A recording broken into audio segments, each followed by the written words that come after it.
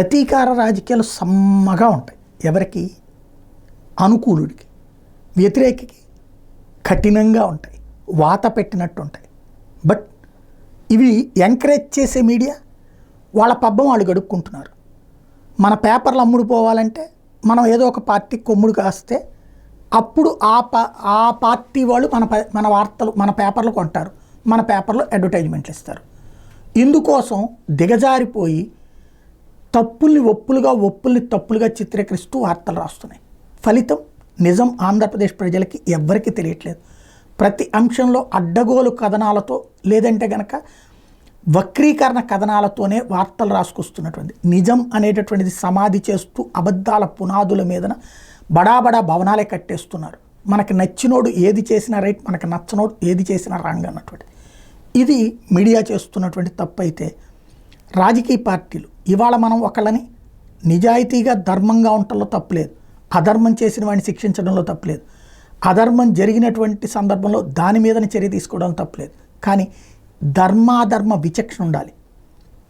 ఏది మంచి ఏది చెడు, నిజంగా బాధ్యతాయుతమైనటువంటి ధర్మం కోసం కొన్నిసార్లు దారి తప్పుతారు. అశ్వత్థామ అత కుంజరహ, అశ్వత్థామే చనిపోయాడని ధర్మరాజు లాంటి వాడే చెప్పాడు.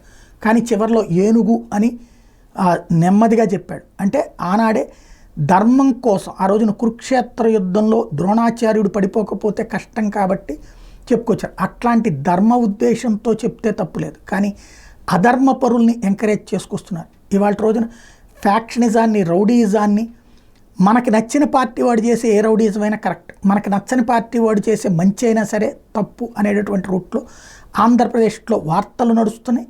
నాయకులు కూడా అది ప్రోత్సహిస్తున్నారు. ఒక ఇసుకలోనైనా మద్యంలోనైనా ఇవన్నీ విచ్చలవిడిగా ఎప్పుడైతే నడిచిపోతున్నాయో అదే సందర్భంలో అడ్డదిడ్డంగా ప్రవర్తించేటటువంటి ఇక అధికారులు కూడా అట్లాగే తయారైపోయారు. ప్రతిదానికి లంచం లంచం లంచం, లంచానికి మంచం వేసి పని నడుస్తుంది. ఎవరు చివరికి అధికార పార్టీ వాళ్ళకి పని అవ్వాలన్నా లంచం. ప్రతిపక్షం వాడికి 50 రూపాయలు తీసుకుంటే అధికార పక్షం వాడికి 10 రూపాయలు 20 రూపాయలు తీసుకుని చేస్తున్నటువంటి రోజులు. దీని పర్యవసానం భవిష్యత్తు అగమ్యగోచరంగా మారుతుంది.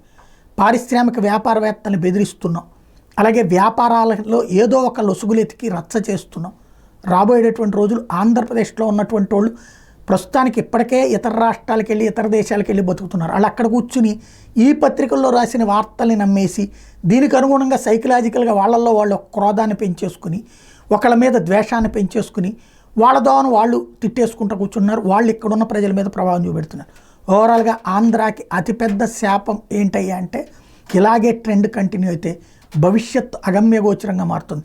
చివరికి ఒక బీహార్ లాగా, బెంగాల్ లాగా మార్చుకునేటటువంటి పరిస్థితికి తీసుకెళ్తున్నాం. ఇప్పటికైనా ఆలోచించుకోవాల్సి ఉంది.